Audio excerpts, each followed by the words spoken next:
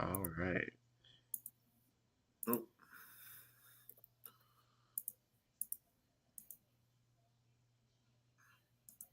And we are live, Jessica. All right. And welcome back, guys, to the final round. My name is Jake. And I'm Isaiah. And today we have, we're still working on the name. Isaiah I didn't want to gave get in. the name. I gave in. Look at our YouTube. It's called the Fighters Lounge.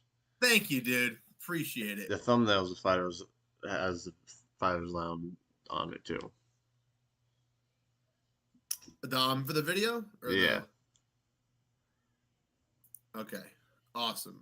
Dude, I mean, it's a cool name, right? It's a cool name. I don't hate the name. Cool name. Okay, it's a cool name. But here we are. Oh shit, we're live. Oh shit, I thought we were recording this, bro. Nah, I figure it's gonna be easier to do this than edit a probably 2-hour video. Because we know, Yeah, well, you know us. I mean, let's be honest, dude. Like, you know, I mean, let's be honest. When it comes to this shit, we both can't shut our mouths. So we gonna talk. So okay. So the Fighters Lounge, UFC 320. Dude, I'm telling you, bro, dude, that's a cool thumbnail, bro. I like that. I mean, I just put that together right now. So. Bro, doesn't that sound good? The Fighters Lounge. The Fighters Lounge. Hey, come chill with us in the Fighters Lounge, guys. Exactly, bro. Fucking Jesus Christ. You right, Jessica. You I right. know. Most times I'm not, but there's one guy fighting on this card who I know is gonna get it done. Yeah, we'll get to that. It's gonna be a competitive fight. He's gonna get rocked bad with a knee, and then he's gonna get up all bloody and smile at him and go, I'm making everybody humble. I'm making everybody humble. Yes. Okay. So we are going over UFC 320. Before we get to that, just wanted to ask Isaiah one question, not about this card. Okay, I just want to squash this because people have been texting me. You know, people in mass. Is Conor McGregor signed to fight on the White House card? What have you heard about this? All I'm hearing is that Conor says he is in talks with the White House to fight on the card, not the UFC. Honestly, here's what my thought. Who gives a shit? The White House card probably is going to happen, but all the fights they want to happen, not fucking happening. Yeah. No way. No way. How? Yeah. That's the famous thing from. Yeah. That's what Khabib in the locker room watching a decision between Pereira and Sean. I'm like, how? 7 takedowns. How? That was that. That's the greatest video of Khabib because I think at that moment you could tell he's stressed about fighting Charles, and obviously Islam beat Charles easily. Yeah. But you could tell Khabib he never acts like that. He was stressed. I mean, let's be honest, dude. He's gonna be stressed in New York. Bro, he's gonna be real stressed in New York, watching his fucking his brother from another mother get fucking pounded by an Aussie with an iron fist. You're goddamn right. Both hands. Okay, but I just wanted to ask you about that. And then also, what's going on with John Jones? He coming back? Fuck him, no. I had to get that. I just had to get that in there. No way. Dana already said he's not on the White House card. Yeah. You can't trust him. Yeah, no, I just wanted to throw John in there just to rile you up, and it worked. Nah, it gives me great pleasure to see that he's basically begging to get on the White House card. And he's like, nope, can't trust you. You said you'd fight Tom. You fucked me. Dom, as I've said before, dude, to you and a bunch of times on videos, I feel like the sort of alter ego that is Bones has. Every time John gets to that pinnacle of being the greatest thing we've ever seen, the Bones in him comes out and is so self-destructive to his life and career. Every time Bones comes out, he can't control himself and he fucks up over and over and over again. And that's it. Yeah. Okay, enough of that shit. Obviously, we have tons of stuff on for the channel. We got our 322 coming up. We're going to be there live. I got boxing stuff coming up. Isaiah just put out a great video about him saying the truthful comment that Rob Dwashvili.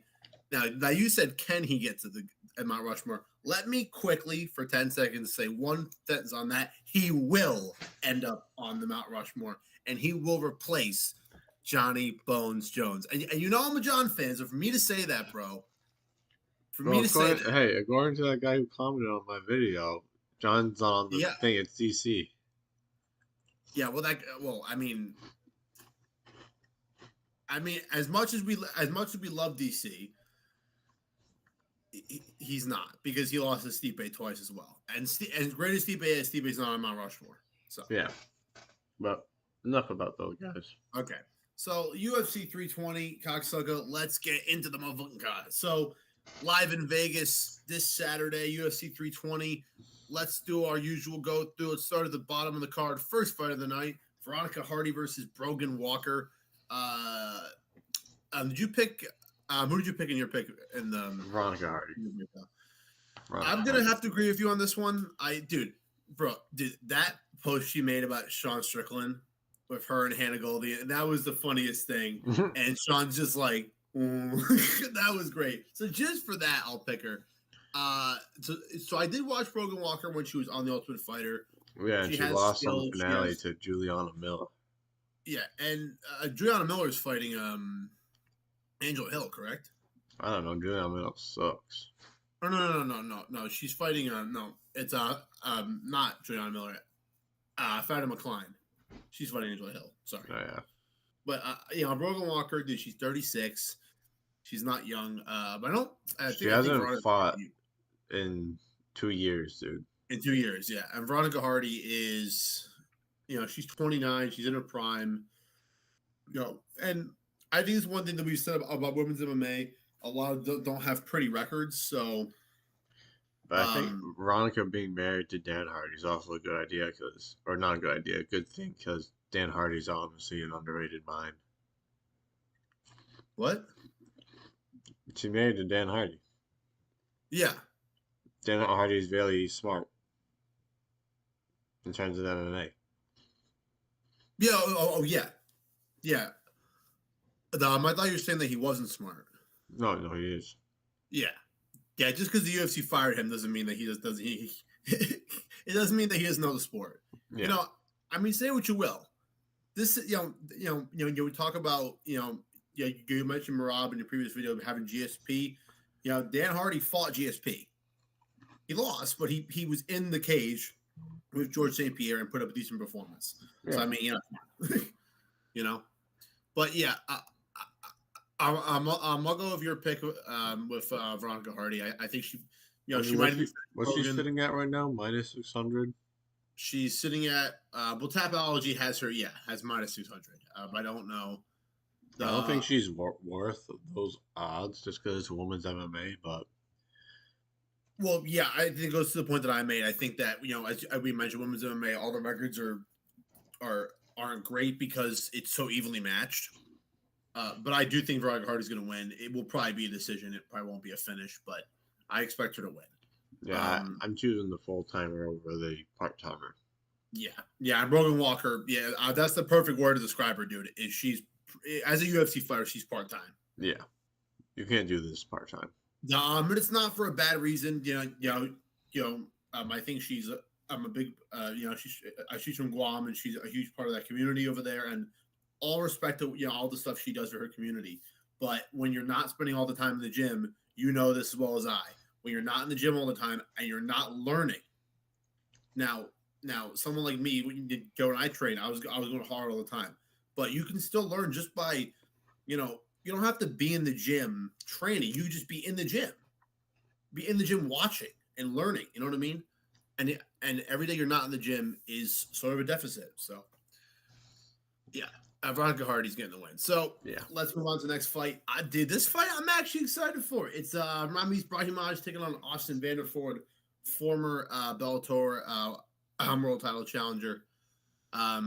He's won his first fight in the UFC with,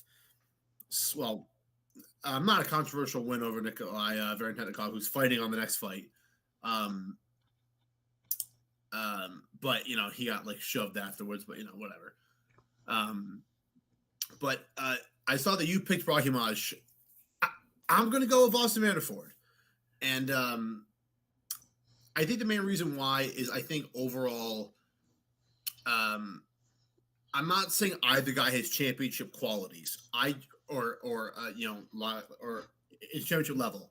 I think Austin Vanderford has, because I haven't seen Brahimaj. I mean, you did mention in the video that he got out rustled by Themba Greenbow. Themba kind of sucks. That is true, yeah.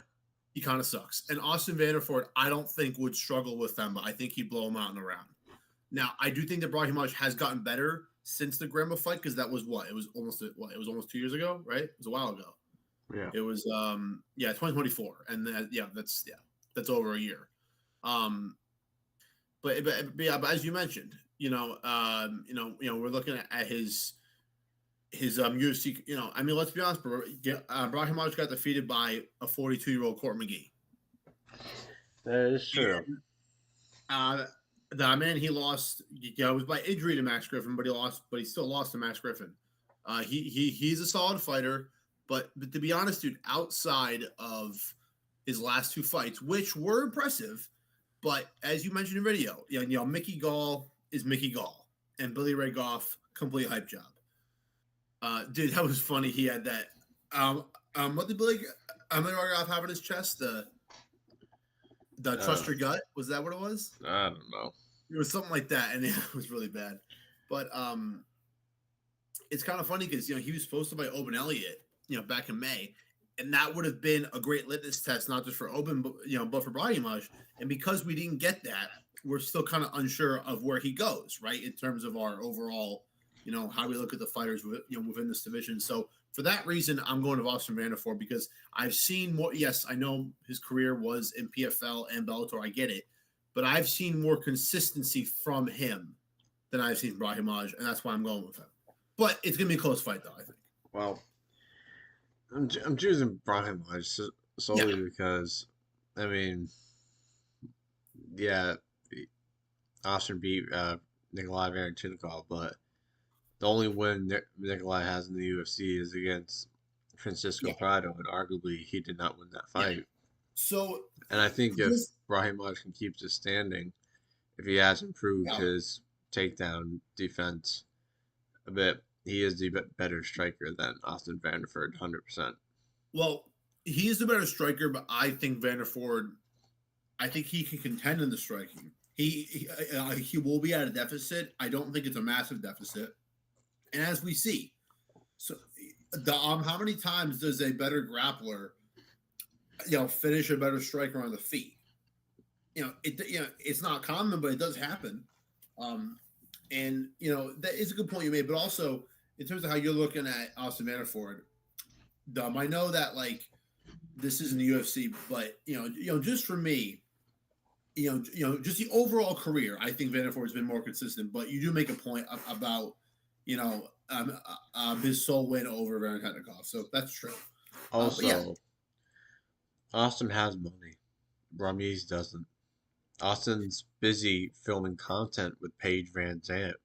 But he's got money.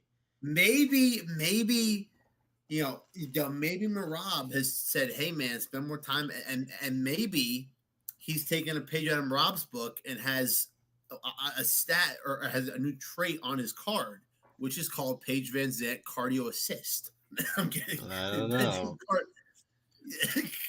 You never I'm know. just saying, he's not doing this for financial reasons, like Ramirez probably is. Dom, I will concede that you're speaking on the fact that Brahimaj is probably more hungry, and considering how fired up he was after he beat Billy Ray Goff, I will concede that he's probably the hungrier fighter.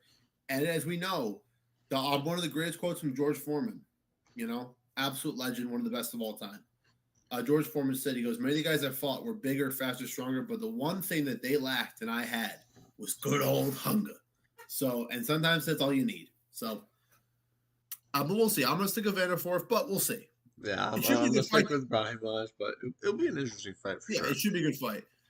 Next fight, it is Nikolai Valentinnikov versus Punahel Soriano. I think this is Puna's game all the way. I think he finishes Nikolai in the first round. Really? I think the main reason why is, you mentioned Varenetnikov has one win against Prado, which I do agree. I think he lost that fight. And I'll be honest, bro, uh, Puna's had 9 fights in the UFC. Now he is 5-4, but in terms of who he's fought in, he has, for the most part, Hey, Kyle, what's up, my brother? hey, he's here. He's here. Kyle's Hey man, we're here. just going over 320, Kyle. Welcome to We're the on stream. Punhel Soriano and Nikolai Varenetnikov. Just to recap real quick, me and Isaiah, we differed on the last fight between Vanderford. That's Paige Van Sant's. That's a cock sleeve. Whoops, shouldn't have said that. And I'm the first women's fight. We pitched Veronica Hardy, but I'm looking at Puna's record, dude. And in terms of the opponents who I think are at the level or around the level of Varenetnikov, he destroyed Uros Medic. He destroyed Daichal Lokambula. He destroyed Dusko Dvorovich. He destroyed his opponent. If you look at his 4 losses, I know that Nick Maximov isn't good, but that was a split decision. His 3 other losses are to Roman Kopylov, who's I'd say he's definitely contender level, right? Right? You'd agree? Yeah. I'd say that Brendan Allen, he's top 10. And Dustin Stoltzfus, who he's kind of he's a solid guy, right? He's a solid guy. I wouldn't say he's great, but in terms of the guys, and I see that he had a canceled bout. He had 2 against Fluffy. Thank God he got those canceled because he wouldn't have died. I don't think Puna's that good. But when I'm looking at it, I just think that Varenetnikov is in the realm of those other guys, and I think that Puna's been in the UFC enough, has the experience to just put it on him. And I haven't seen enough from Varenetnikov that makes me think he can defend against that. So. Yeah, no, I agree. I'm not, like I said, I don't think he won that fight against Prado because, I mean, it was close. But it was a close fight. I thought Prado did more, and he was more active, I thought. Yeah, and Puna, I mean, I picked him because he has more experience in the UFC.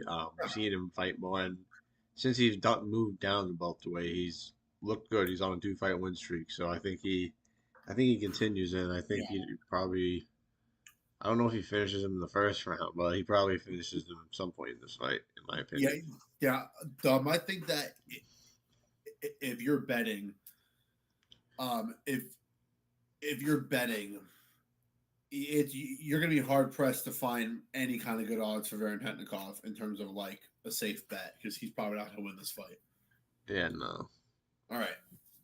They got Puna right now at a minus 220, so that's fair. Yeah. But moving on, we got Patchy Mix versus Jakub I'm looking Whiplash.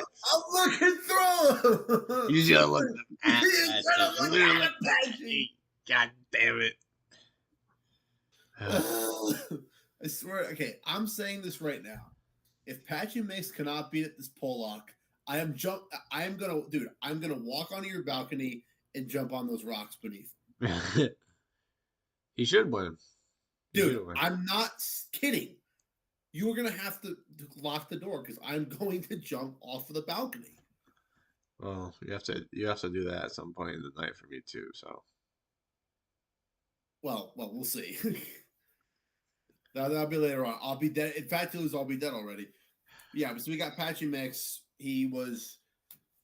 I'll say this. He wasn't. Everyone's saying, "Oh, he was abysmal against Mario." He wasn't abysmal. He was super hesitant and never pulled the trigger. And as you mentioned in your video, dude, about your breakdown, we saw this. We saw this with Pitbull, where he was flat against Yair. It was obviously, I think, a lot more of a worse style matchup for Pitbull, than Patchy had against Mario. Because Yair is long and tall and and fast, whereas Pitbull is so short. I mean, they say Patchy got dominated sort of by Mario, but looking back at the fight we watched, I mean, he didn't get dominated. The third round, he started having a bit more success, but I remember that we were watching it, because we were there. And on that car ride, I just kept saying it. I'm looking through him, and it's just that didn't. I'm, that's one of the things, dude. There are two things that have happened in the last year that I won't live down: the $40 bet for Chris Matinho, That's true. and me jumping on Patchy Mix train I mean, we from all day. did. We all did. Yeah, we all did, but yeah, but I was like all the way on it. I was watching all his videos. I was like, Patchy's gonna like, dude, like, bro, in the car. I said this to you. I'm like, bro, he could give him Rob his toughest test, and that aged bad. That did not age good. Oh, he should win this fight because Jakub Yes, we have making his debut. Jakub Wilchach. He's a 16-3-1. He's 29. And I just want to say this, dude. He fights a KSW. Me and you have said that KSW is pretty much the European equivalent of Bellator, right? Pretty much. Well, you look at his record. He's fought in this one Yeah. guy 5 times. The Sebastian Przybiak, yeah. Yeah. He's fought him 5 times, and Przybiak's record is a 14-4-1, which that's not a bad record. That's not a bad record. I mean, he's this other guy's not he's. I watched. I saw a highlight of their draw back in 2023, and it was close. It was a close fight. I didn't watch. He submitted the same guy by guillotine choke in his last fight, but that was well over a year ago. So he's not been active, but we'll see because he's I mean, I think Patchy's better than him everywhere, striking and grappling. Well. Here's the thing. As bro. What do I always say? We don't know shit. So obviously we're just kind of speculating. But I do agree that just on paper and off of the performances because I think this is the thing about like the mid to high levels of boxing that I'm not saying makes boxing better, but it makes it easier it makes it easier for me as a boxing guy to go, okay, these guys have common opponents. But its problem is all these guys who aren't in the UFC, they don't have common opponents because they're in different leagues, right? So it's hard for us to say, oh, this guy's so much worse than this guy when they have no common opponents. You know what I mean? So we haven't seen them against a certain guy of one style, right?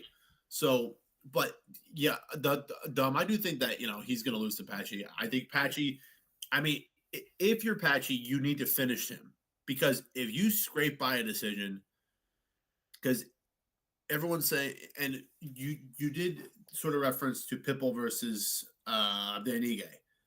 That's a different kind of fight because Dan Ige's been a top 10 mainstay for over 6 years. Well, in the terms of that, like, yeah, came in, saw the bright I know light, what you were saying. got Yeah. Dom, I do agree with what you're saying, but but let's be honest. Dom, I think Pitbull won, but it was close. It wasn't. He didn't dominate Ige. But he was the first guy to hurt him in a long time, which was really impressive. But Jakub is in the same situation Patchy was in his last fight. Yes, making his debut, he's gonna have to deal with all the new bright lights with the thousands of fans. He's not gonna be used to that. Say, dude, I just want to say, I'm not saying KSW is equivalent to this, but I think you've seen some of the highlights, bro, dude.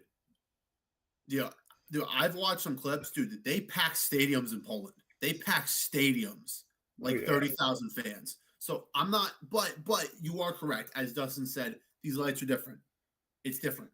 I think Patchy is just gonna be coming in trying to make a statement, shut up the haters, and I think he's gonna finish Jakub, honestly. Because what do the odds say? What's Patchy favored by? Only 250. Wow. Okay. Yeah, it's not that wide. All right, I'm going Patchy, but no, I'm going Patchy 100%. All right, I'm gonna grab a water. You start talking about Chiasa and Santos. All right, moving on. We've got Macy Chasson versus Iana Santos. I am choosing, like I said in the breakdown, Macy Chasson to win this fight. My pick has not changed. Macy Chasson sitting at a -225 right now. and she's the better fighter than Yana Santos. Yana Santos only had beating Misha Tate and Chelsea Chandler in the last two, while Chasson is coming off that loss to Catlin Vieira. It was close, and before that she beat Maya Silva and Penny Kianzad, and it has beaten Norma Demai as well, who is very good fighter uh, in the women's division, a mainstay type of fighter. But yeah, I'm picking Chasson solely because Yana Santos looks like she's on the back end of career. She's 16-8 and beating Misha Tate at this point in Misha's career doesn't say much. And Chelsea Chandler also And also, not anything good. yeah, I do think that she's been very inactive. Like she's only had 1 year since 2019 that she fought. Up until this year that she fought. What actually no, she fought twice in 2023, but really she's yeah, this is just like she's not been like as active as she could have been. Yeah. Yana Santos, and as you said, the opponents, losing to Carol Rosa, she has Holly Holm. I will say this. They have a common opponent, and they both lost to Irene Aldana. I think that we watched the Aldana fight Macy Chiasson. I've kicked to the liver. But I'll be honest, up until that point, I thought that Macy was winning that fight. Yeah. I thought she was winning that fight. Up until now, obviously once you landed that, Macy was like, "What the fuck?" She couldn't get. It was a hell of a shot. You can't do anything after you're hit with a liver shot. That's like game over. Yeah, exactly. But the Maldana destroyed. Now it was 2 years prior, but she destroyed Yana Santos on the undercard of Poirier and McGregor 3, which we were watching live at the dorms at USM when you yeah, that's right. When you yelled at her, Herb, stop the fucking fight! What the hell, Herb? Herb! yeah, that's true. That was dude. Dude. That might be the loudest I've ever seen you, and that's gonna be surpassed in November. Damn fucking right. Damn fucking right. Yeah. Holy shit. Bro, dude, I just can't wait till we hear oi. Oi.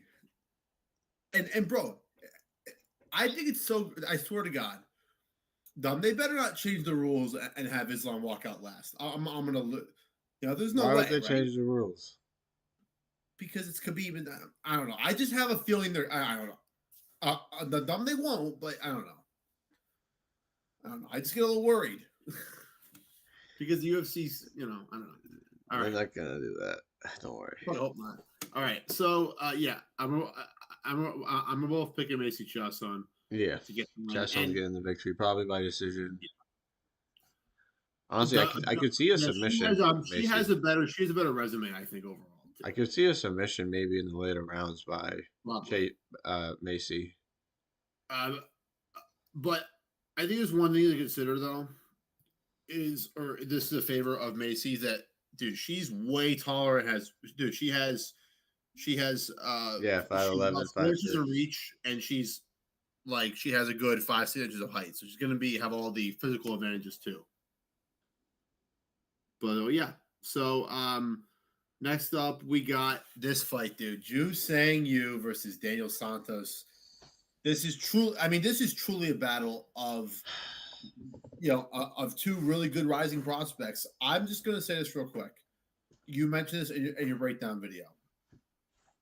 It's you didn't mention it, but you sort of alluded to it with one of your comments about Ju Sang Yu. He's had one great knockout, and as you mentioned, we can't judge a guy on one knockout. We can't. As great as it was, we have to look at Jekasaragi. He got beat by Ansel Jubilee, correct? Pretty sure, yeah. He sucks. No offense, Jekka. The fighting pride of India. What? The fighting pride of India. Ansel Jubilee. Well, yeah, and he beat, a guy from Indonesia who honestly probably couldn't get a win on the CES or something like that. I have no ill will against Jekasaragi. I hope he recovered fully from his knockout. I hope he's alive and well. but he is not a good fighter. He's not. And before he fought Ju Yu, I looked at his record. He's fought absolute he's fought like true Dom was his Brazilian cab drivers. He fought Indonesian cab drivers. So I don't think he's any good. But it was a great knockout. But as you mentioned, we can't judge Ju Yu on that one fight. When you look at Daniel Santos, he's been in the UFC for a little bit. He's had tough fights. He's had adversity. For me, dude, if Ju Yu finds a way to knock him out early, holy shit, massive win for him. And a big step up and winning this fight. But if it goes around 2 and 3, we're really going to see how good Ju Yu really is. Yeah. Because that's what's going to happen. Is Daniel Santos is going to weather an early storm, or it's going to be kind of a technical bout in round 1.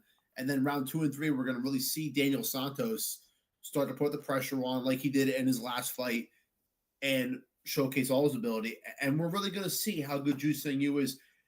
I want him to win, but just because of everything against him, his inexperience, everything, I'm going to pick Daniel Santos. I do want Ju Yu to win. I'm going to root for him, but I'm picking Daniel Santos to win the fight. There's a difference between what I want and what I think is going to happen. You know what I mean? I think Daniel Santos is going to win this fight. And probably by a score of 2-1 on the cards by decision. Well, hold on. I'm messaging Kyle. What's he saying in the chat? What's he saying? He said, I can't wait to hear about the rampage you're going to go with. JDM loses. Oh, Kyle, don't poke the bear, brother. Don't poke the bear. I've been going back and forth on this fight all week. I've been flipping between Daniel and Ju Yu because it's a hard fight to judge. Because Ju Yu, as we saw live, great knockout, but just because you got a great knockout over a tuning guy doesn't mean you're gonna be anything good. And Daniel Santos, well, he's kind of hittable. He's pretty hittable, and for the most part, he's a classic shooter box type of fighter where he just moves in, tries to finish you, similar to what Charles Oliveira does. But I in my first prediction video, I picked Daniel Santos to win this fight. Mm-hmm. I'm pick flipping. I'm going with Ju Yu. I think he's gonna weather the storm. I think he's gonna find a shot. I think Daniel Santos is a bit too reckless, too hittable. His last win against Ju Young Lee really hasn't been the prospect that we all thought he was going to be. So that's not really a win that I'm really high on. And then Johnny Muniz Jr. and John Castaneda, they're all right fighters, but nothing too crazy. But I'm picking Ju Yu. I think he's going on a journey to get that belt. I don't know if he gets to the belt, but he's going on a journey to get up there for the Korean Zombie, and he's gonna get it done. I'm pick flipping the Ju Yu. I will admit this, dude. If I do want him to as well, I think it'd be a great story. Wouldn't it be great? Are you good? Nice. Yeah. Freaking cat. You all right? Yeah. I'm gonna wait till yeah. I'm gonna wait till you get back.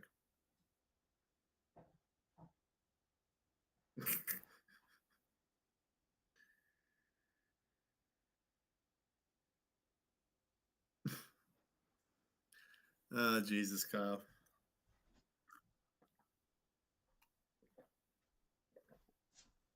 It's not vodka. Clumsy thumper over there. Oh, thumper. Good old thumper. Anyway, that you were saying. Yeah, so I will admit that like if that does come true and he wins the title, I'll lie, bro. Like just imagine him, just winning the title. You know what I mean? Winning the featherweight title that for years for years and years and years, the zombie fell short to get.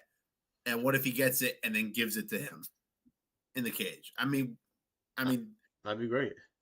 And Daniel Santos is you're moving talking up. about the devil, talk about an image that will last for a lifetime. You know what I mean? Another thing is, I'm pretty sure Daniel Santos is moving up from.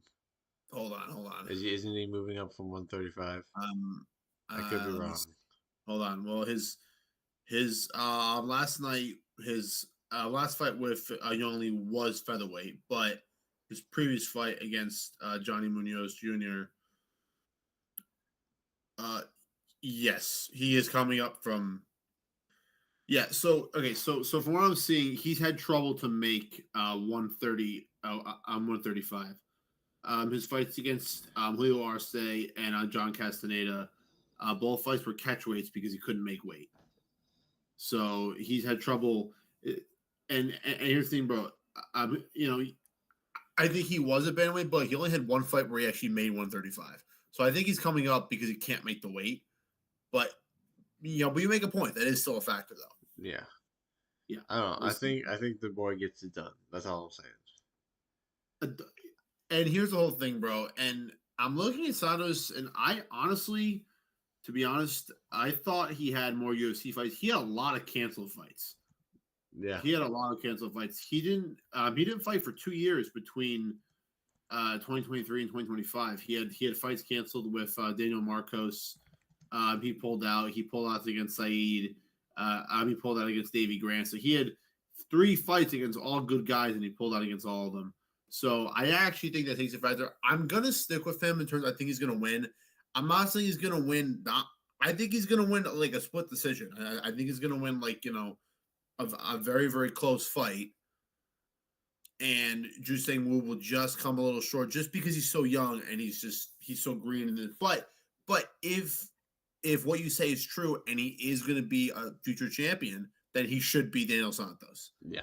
My only thing is, all I said before, bro, is I just can't say he beats a guy with like 5 UFC fights after beating Jekasaragi. That's all I'm saying. That's completely fair. Yeah. All right. So who we got next, bro? We got Chris Gutierrez and Farid Basharat. You made a point on the breakdown, and I want to agree with this. If Farid destroys Chris Gutierrez, I think we let him back in the list. Yeah. If it is now, when I say destroy Chris Gutierrez, I think obviously Chris Gutierrez.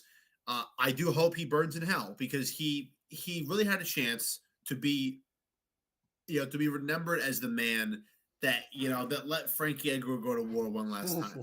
Instead, he was a dick, and he probably said, "I want to win the fight." And I understand every fighter, dude. I'm a fighter, I get it, but when you're fighting a legend like Frankie Edgar, you really have to take into account, and I'm sure if I talked to him, he was like, "Bro, I'm not going to apologize for that. It's not me that have to apologize." All I'm saying is he should have carried Frankie for 2 rounds, and then if you finish him in the third, finish him in the third. But don't blow him out in 1 round. It's one of the greatest fighters one of my favorites of all time, Frankie Edgar. So fuck Chris Gutierrez. I am putting Farid first round knockout. I hope Chris Gutierrez gets destroyed. I don't hate him as a person. I hate him as a fighter because some of his fights are frustrating because there's moments where his striking looks good or his grappling's good, and then he does what so many guys in the UFC do, or MMA guys. They just kind of pot shot, or they sit on top and they do nothing. And there's no points and there's no points taken away for timidity, and the fight gets boring. The one thing about Farid, in all Farid's fights, he's been aggressive. He's come forward. He's had a solid jab. His feet are good. He moves his head well. He's 13-0. And as we mentioned, the reason why he's not on the list anymore is because he hasn't fought in well over a year. The only thing I would like Farid to come out and say, "Hey guys, this is why I was out for a year. Whether it's a family thing or an injury or something happened in his life, all I want from Farid is to just explain why he's been out for a year. Just say why you've been out for a year, and he'll be forgiven." Now he has to win this fight spectacularly. I think he's going to win. I do think that the fight is going to be closer than than Fareed destroying him. I do think that he's going to finish Chris Gutierrez, who has been finished by guys of pretty good quality. And yeah, I think Fareed's going to finish him in the Yeah, second. I, I think you're right about that. I think Chris Gutierrez has a big gap in his game, and it's the grappling and wrestling, and we've seen it multiple times in his Yeah, career. Song Yudong exploited it really well. Pedro Munoz at the time exploited it really well, and Pedro now has kind of fallen off, fallen off. So that loss has not yeah. aged well. And I think once Fareed gets this fight to the ground, and I think he will get this fight to the ground, Chris Gutierrez isn't going to have a way to get back up to the feet, and I think Fareed is going to find a way to get the submission. And I think I don't. He's probably fixed it since then. He's gotten 2 wins since the Song Yudong loss, but he seemed very mentally weak in my opinion in the Song Yudong loss because he fucking started yelling at people in the crowd during like the fourth or fifth round who were safe. I do think I do think that Chris Gutierrez is similar to a guy who we're going to talk about in a little bit. He's not exactly like Joe Pfeiffer, but but he's had Joe Pfeiffer moments where he's sort of kind of mad at everybody, and he's like, Yeah. "Fuck you." Like I remember, there's a clip after he fought Frank Yeager. He's walking down the street after the fight, and some fan goes, "Fuck you, Frankie's the GOAT." And Chris Turner, and instead of just walking away and ignoring him, Chris turned around and said, "Fuck you, you don't fucking fight." Like, and listen to me, I'm a fighter, I get it, but all the guys that do that, and I hope if you're a fighter and you watch this, don't take offense to this, but when a fat fan, a 45-year-old dad who's never fought in his life, yells at you and says, "Oh, fuck you, Frankie's the GOAT. You shouldn't." When a guy like that says that, guess what you do? You're supposed to ignore it, move on, and go, "You know what? He doesn't know anything. He's drunk. Whatever." But a bunch of guys will turn it's because they care a lot. I get it, but it's also because they're very, very arrogant fighters, and that has to come down with either your coach sort of putting that in you or yourself and your self belief. There's nothing wrong with that. But it gets to a point with Chris Gutierrez where you can tell he's so arrogant in he's going to win, that when he struggles, he sort of breaks. Yeah. And I think that Fareed, in comparison, now let's say it's round 2 and Gutierrez has a tight guillotine. You think Fareed's gonna freak out? No, he's gonna be calm. He'll get out of it. He'll move. We've seen from both Basher. Yes, I know that Javid just got murdered by Ricky Simon in Seattle, but which was a great knockout. But I think we can tell from both Basharots they have very good ground defense. Yeah. Very good ground defense from what we've seen from them against guys of around Gutierrez's quality. So that's why I'm picking Fareed Basharat, and I completely agree with what you said about everything you said about Chris Gutierrez. I mean, I remember that when he fought something like he was yelling at the crowd and he was getting his ass kicked. And dumb guys that do that don't tend to fare well when they come up against a guy like Fareed who's very composed, very sure of himself. And I think especially when you're like Chris Gutierrez, you get to a point where you're either looking at your record and go, "I'm a good fighter," but your loss, I should have won this fight. If you're dwelling on losses, that's never a good thing. Never a good thing. Yeah, the pick's gonna be Fareed. Yeah, he's probably gonna finish Chris. I hope he does because I don't like Chris. If not, he's a good fighter. I just don't a decision isn't surprising because Fareed has a lot of decisions, but I hope he submits Chris Gutierrez. I think if it's a decision, it's a sound decision. It's a sound like 3-0. I think it's possible that Gutierrez could scrape around. I think what's going to happen if he does scrape around, he's going to, as we mentioned, he's going to break and let's say he scrapes around, but he loses too convincingly, and the card reads, and the winner of Fareed, see him do this. Right? He's either going to win the first or the third. It's either going to be he can defend the takedown well and then gets tired, or Fareed takes him down and then Fareed gets tired and he defends it well and just keeps it at striking range. Yeah, exactly. So, and as I mentioned, if he gets to the scorecards and he loses and he's won a round, he'll go like, "What the hell, man?" And he'll shake his head and say, "Oh, I won that fight." Because that's what happens to guys who are so overconfident when they lose. And so many of those guys aren't the guys that after the fight watch the film. They refuse to watch the film because they're so confident they won. And guess what? They don't learn from it and they fall further down. Yeah. So, all right, let's move on. So we got Edmund Shabazian versus Andre Muniz. To be honest, I would like this fight to be competitive. It's probably not going to be. It's probably not going to be competitive. It's an interesting fight, right? Well, it's interesting. I mean, it's an interesting fight. I gotta be honest, man. Edmund Shabazian is such a weird enigma of a career because he started off super hot. His name's the Golden Boy, and then he fights Derek Brunson, and he gets absolutely up. I remember we were watching that fight, right? And at the time, we were like, "Fuck," because I remember Ronda's coach is in his corner, and me and you were like, "Man, we can't stand this fuck guy," right? We're like, "Fuck Edmund." And then he gets murdered, and we're like, "Let's go, Blonde Brunson!" And I think that was the start of Blonde Brunson. Like, Blonde Brunson is back, right? Yeah. We're like fired up for Derek. And honestly, dude, that post he did with Kelvin Gat, that was the funniest fucking shit I've seen in a year. I've seen it in a year. UFC. Like a fat guy getting taken off a plane, dude. But yeah, I'm gonna go with Shabazian. He's gonna probably get a knockout. I'm now. I say that. Then again, Andre Muniz has. I mean, I think he's got the grappling advantage. Yeah, I think he does because Shabazian has had trouble on the ground in his UFC career. Yeah. So he had trouble on the ground, and we saw. It was a while against Jacare, but he pretty much snapped Jacare's arm in half. But you did mention this in the previous video. Muniz has number one not been very active, and his chin's been suspect. And Shabazian does have crack in his hands. Yeah, Muniz just did get cracked pretty heavy by bad Ankalaev. Bad. Yeah, that was 4 months ago, dude. Really? Well, yeah. Was that on the? Was that 5 months now? But was that on the? Was that on the Whitaker RDR card? What card was that on? That was UFC fight. Oh no! It was Kakari versus Prates. Oh, that's right. Yeah. That was in Kansas City. Yeah. Yeah, he got chin in the first round. I know we're going to talk about a different video. I just want to mention that I've never been a bigger Bilal Muhammad fan than I will be on the night of Qatar.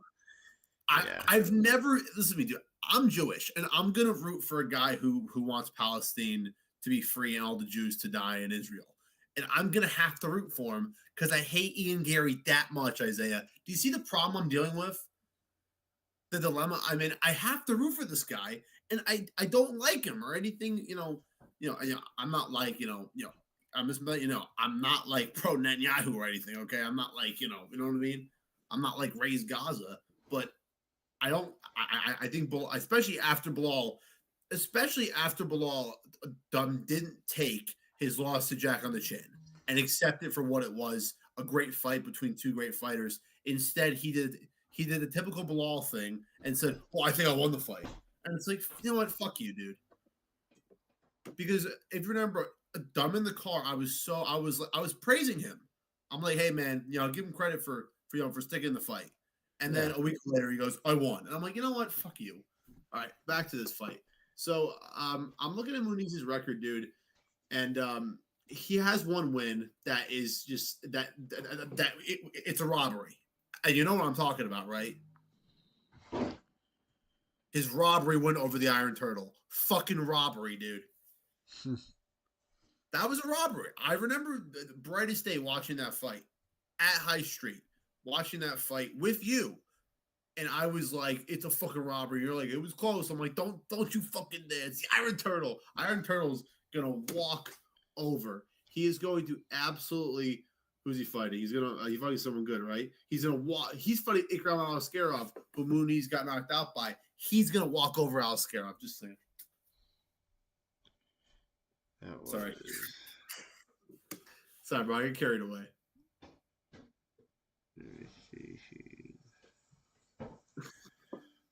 Yeah, I'm picking Edmund. Sorry, bro. I got carried away for a second. Yeah, I think Evans going to win by finish probably. Okay, so this one's going to be pretty quick. Mateba Gautier was supposed to take on Ozzy Diaz on this card. Diaz pulled out probably because he's a pussy.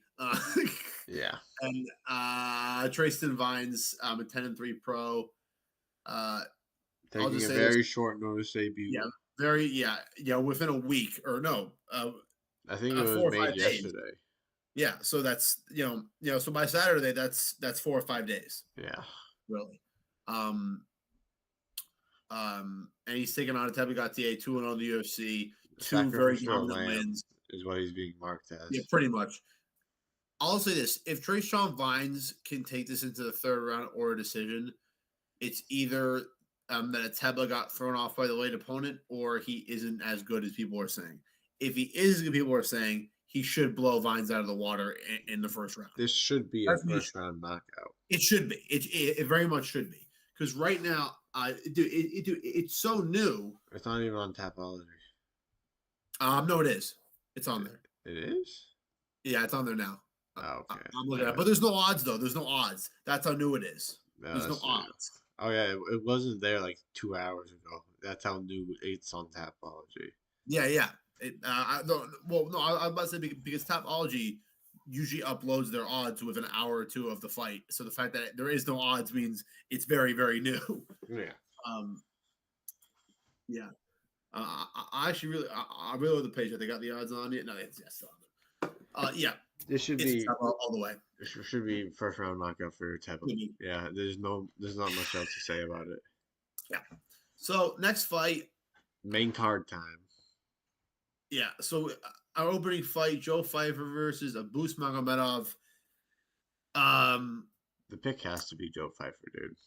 Man, man, I just love the game, bro. It gets me calmed down. I get to go, what the fuck is that? How does he get? I don't like Joe Pfeiffer. That was absolutely hilarious. Dude, it really helps me calm down. In your breakdown about him being mad at the world. Yeah, dude, that is the greatest. I know you can't see, but on the picture I've got right now, the picture he has on the UFC page, he just looks like he's mad at the world, dude. Like, who shitted your Cheerios, bro? I have it on my phone. Actually, I have our stream on my phone, and I'm looking at the picture that you have. Yeah, he looks so fucking mad. And Abus just looks like chill. He's like, "Hey, bro, I'm here, dude." He looks like the complete opposite of Pfeiffer. The opposite of Joe. He's like, "Hey, bro, I'm chilling, dog." He's like, "I'm chilling your fight." I mean, Joe should actually. I'm going to shock you. I'm going with Abus Magomedov. There's no fucking way you're going with Abus. Listen to me. Here's the thing. Joe Pfeiffer is going to probably win this fight, but my whole thing is, if Abus Magomedov fights a similar fight to Jack Hermansson, and because here's the thing, I'm not saying Abus is on the level of Jack Hermansson. I think Jack Hermansson does beat Abus Magomedov, but we saw against Kelvin Gastelum. I mean, dude, I'll put a question: if Kelvin Gastelum was in shape, focused, and gave a shit, you think he would lose to Joe Pfeiffer even at this point in his career? Probably not. I don't know.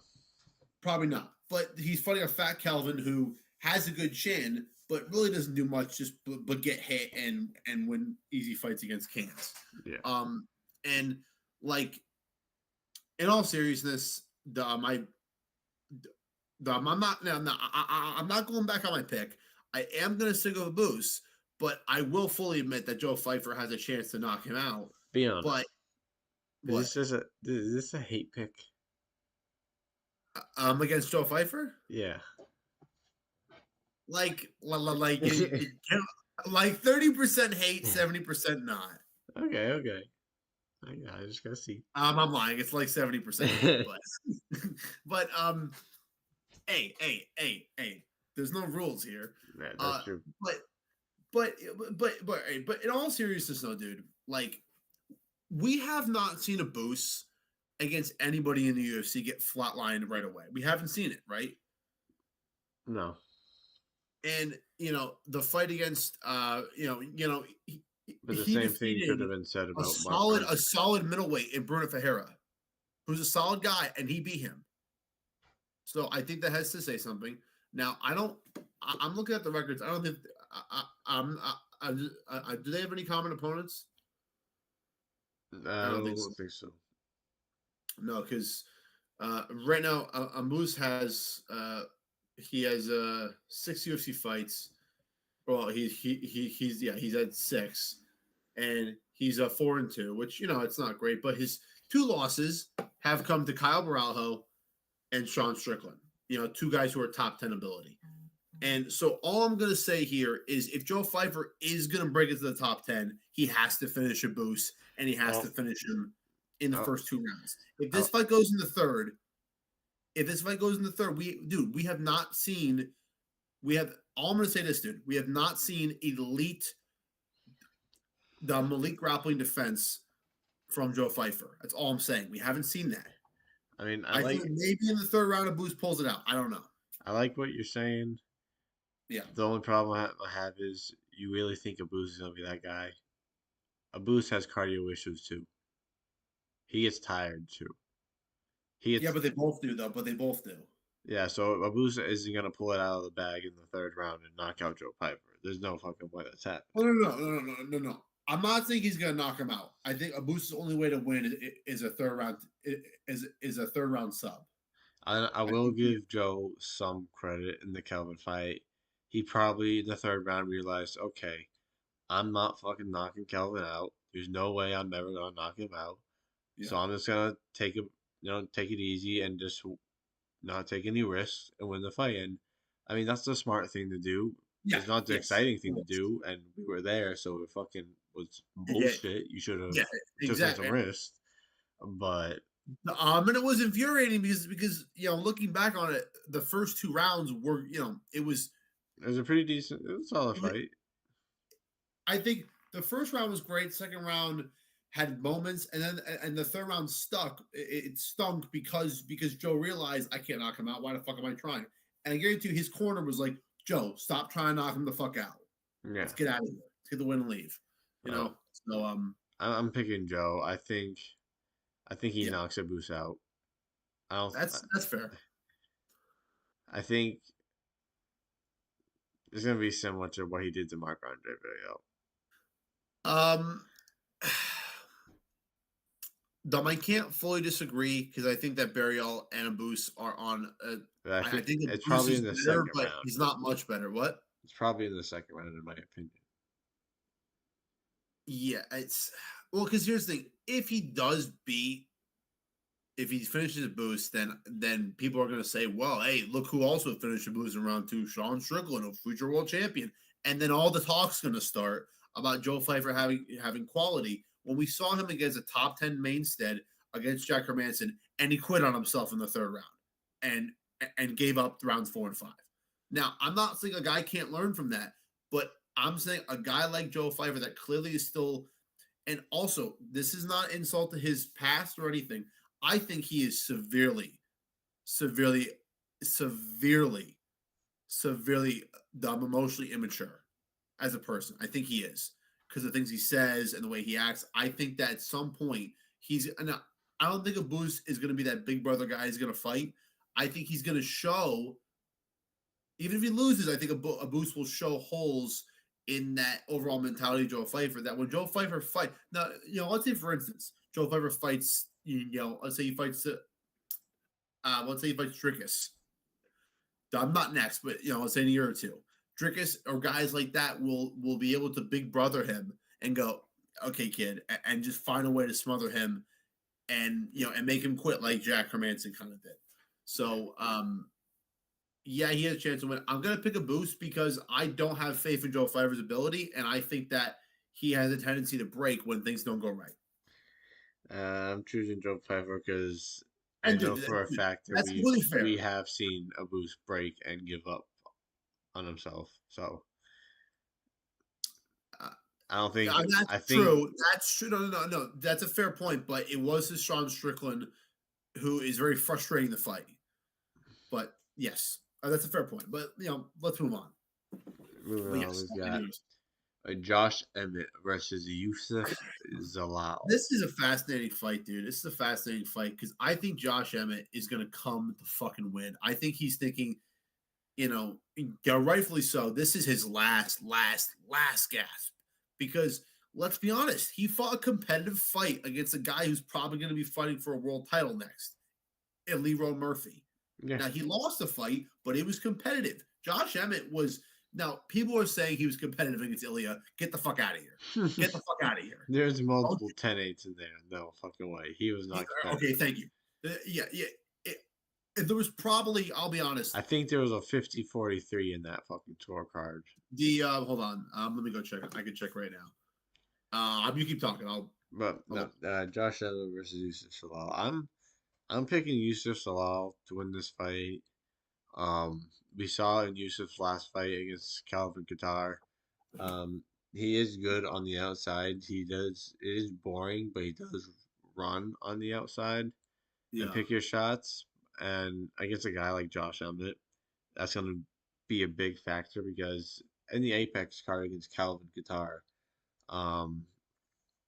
he was able to move out on the outside, and Calvin was frustrated and couldn't catch him.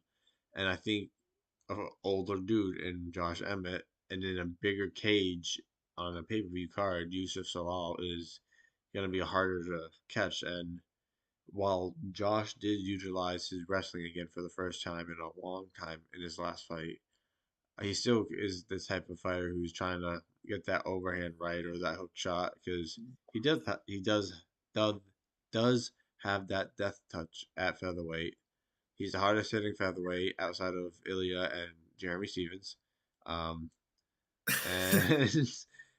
I was kind of waiting. Little Ethan, I'm like, who's the hardest guy? I'm right here. The hardest hitting 145 right here. This guy TKOs people. Why hit people that don't fucking move? Who the fuck is that guy? But no, I think Yusuf Salal probably gets a pretty convincing decision win. But if Josh Emmett connects that shot, he puts him out. But that's the puncher's chance, and I can't rely on a puncher's chance. So, and he's 40 years old, but he is training with TJ for this fight, which I like. TJ's very honestly underrated. Which is kind of weird because Josh Emmett's been a team alpha male guy for a long time. Yeah. No, I did see something from TJ that they explained to people, hey, me and Josh have been friends, long before I left Team Alpha Male because Josh has been there, Josh got there around the same time TJ did, years and years ago. So they've always been friends. So obviously that's why they connected because people were like, how could Josh do that to Faber? And there's no issue, because really, TJ and Faber have that whole thing's faded. It was mostly with Cody that was the problem because Cody's an immature little little snot. I go with the boys. I go with the boys. Oh my god, yeah, but yeah, man, we'll see. I don't know. Who's your pick? Yeah, dude. So so the scorecards for Josh Emmett and Ilya. One judge scored it 50-44. Chris Lee scored it 50-42. That's what it was, 50-42. And Eric Colon scored it 49-45, which means that what the fuck? Who gave Josh Emmett a round? What round did they give? No. So Eric Colon gave round 3 to Josh Emmett, but he scored round 4 10-8. So that's why it's 49-44. Jesus. Or which is weird, right? I know. Weird card. So who are you picking in this fight? Dude, here's the thing. Everyone's assuming, right, that Yusuf Zalal is just gonna move and point. And right, that's what we expect him to do, correct? Yeah. Everyone expects him to. I don't.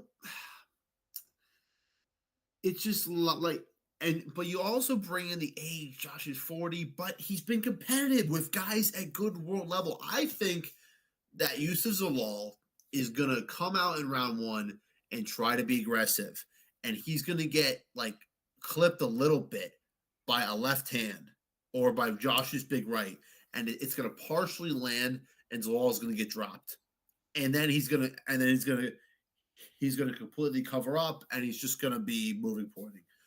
If that doesn't happen, if the fight starts moving pointing, I think Zalal might get into a flow and might be now. What Zalal is going to try to do, he's going to try to be Ilya in rounds 2 and 3. He's going to try to move and box, but I don't know if he has that ability because all the success that Zalal had against Ilya was on the ground. None of it was on the feet. None of it was on the feet. It was all on the ground, which is fair. But in terms of the ground, Josh Emmett's a good grappler. Yeah, he's good.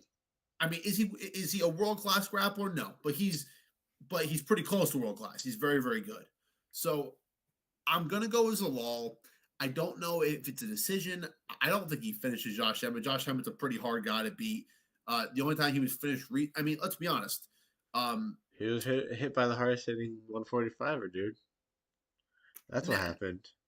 Now he got battered and he got him bruised, but in the 5th round, dude, in that last 30 seconds, he kept swinging. He missed, but he was swinging it. Ilya, like, come here, you fuck, come here. And he was trying. Honestly, I never watched him that again, and he just kept going like, come here, like he was just trying to fucking hit him. He's like, come here. So I don't know what's gonna happen. I'm expecting Zalal to win. I would like it though. Is it Josh loses all 2 rounds? He's losing round 3, and Zalal does like a pose, and then he gets knocked out in like the last 10 seconds. That would, bro, wouldn't that be fucking awesome for Josh? Just to start him in the last 10 seconds, and Zalal's dead, and you see the rat go, oh no. Yeah, we'll see.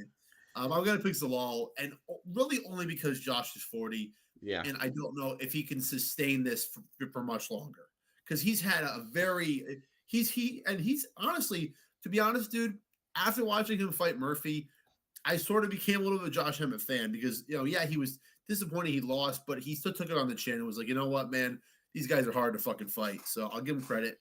I'm going to pick Zalal because everyone else is picking him. And I just don't really see, and as you mentioned, he's got the death touch, he's got the puncher's chance, but as you mentioned, you can't rely on that in a whole fight because outside of that death touch, does what ability or what weapon does Josh have to win this fight? Outside of that, I don't think he has one. Whereas the law has a couple, so that's why. Yeah, pick's gonna be Zalal for both of us. So let's move on to the featured bout of the night. We've got Yuri Prochazka versus Khalil Roundtree Jr. I'm going to say this. I have no idea who's going to win this fight. I have no clue. I have absolute no clue. I don't like I look at this fight. I look at both guys. Here's the thing. I don't think that Yuri's going to let Khalil do what he did to Jamal Hill. He's not going to let that. Yuri's at some point going to do a Yuri berserker move or a spinning fucking elbow. And what the? Here's what I think is going to happen. Actually, I don't know what's going to happen. So why the fuck should I say it? But what I am going to say is this: Yuri Prochazka is a fucking berserker. There's, you've seen the clip of him outside in like the middle of the Czech Republic or somewhere, and he's like, and then you're taking on like this crazy freaking Muay Thai machine who, as you mentioned in your breakdown video, you mentioned his fight. I gotta be honest, dude. He was kicking Alex's ass the first 2 rounds. He was beating the shit out of Alex Pereira, beating the fucking shit out of him to the punch, moving. But you did make a point that for Khalil, even though he won against Jamal Hill, he was kind of cautious because he made some mistakes against Alex, and I do think that fight took a lot out of him. And if there's anybody in that division outside of Alex that can force a very taxing fight. Now, I wish this fight was 5 rounds. I wish it was 5 rounds. Kyle's choosing Khalil. And now, and in terms of his, and I'll say this, Kyle, his Muay Thai is impeccable. I mean, the way he flows. What? You said Muay Thai. Yeah, I did. Oi, oi. Ay, ay, ay, Oi. ay. Kyle's probably yeah. He goes Roundtree all the way, motherfucker. Yeah, and I'm a Kyle, dude. I mean, I could, dude. I completely, dude. Like he is a great Muay Thai fighter, and if Kyle it, just what went, oi, oi. Um, here's my thing, dude. In terms of technique and just overall skill, I'm not saying that Yuri has skill, but Yuri's abilities are more based on determination, heart, and him just being a fucking crazy berserker. You know what I mean? Whereas Khalil is all technique, all strategic, precision, timing, and this fight is going to be the tail of that. Is this fight going to be based more off a heart and a crazy brawl with Yuri, or is it going to be based more off of a strategic tactical fight by Khalil? I don't know. I have no fucking idea who's going to win, so I'm going to pick a draw because I don't know what to fucking pick. No, okay, I'm not going to pick a draw. I will go. I'm gonna go Yuri only because I love him so much. I say this, Kyle. I do like Khalil, and I think he has a good chance of winning. I just don't like if from round one, from the jump, if the pace is the same pace he had against Alex, Yuri will throw crazy strikes, and we have seen Khalil hurt with unconventional strikes. That's all I'm gonna say. I don't know. I think his technique will be great. And if Khalil if he can stay away from Yuri and can hit him on the way in, maybe he has a lot more success. I don't know. I don't know who's gonna fucking win, man. I don't know.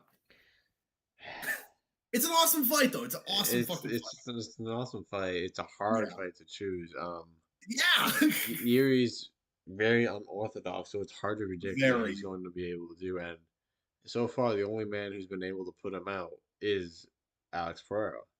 We've seen him hurt against Rocket. Rocket hurt him a bit, but he recovered like immediately.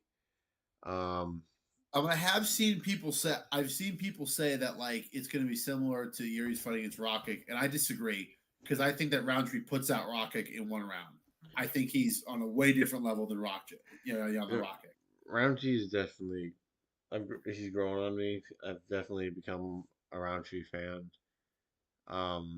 It's just In terms of the way he speaks about things, I'm still iffy on some of the stuff. oh yeah, he's on the embedded saying I got a face routine. I got a routine. My wife Yeah, has but routine. I will agree with Kyle. His Muay Thai is impeccable. He's an absolute Yeah, Muay Thai stud, and I think, as we mentioned before he you fought have Alex, Johnny Walker to thank for this. well, well, bro, I remember when me and you were tubing on the Saco River, this fight got announced between Khalil, Pereira, right? Yeah, We talked about it, and you mentioned you're like, bro, he spent 2 years in Thailand after Johnny Walker murdered him, and you're right. After that, he changed everything. Because if you look at him on The Ultimate Fighter, he kind of sucked. He kind of sucked. yeah. Really, he was very very hesitant. Was just kind of a big power puncher, and went to Thailand and came back a fucking Muay Thai stud. So I don't know, man.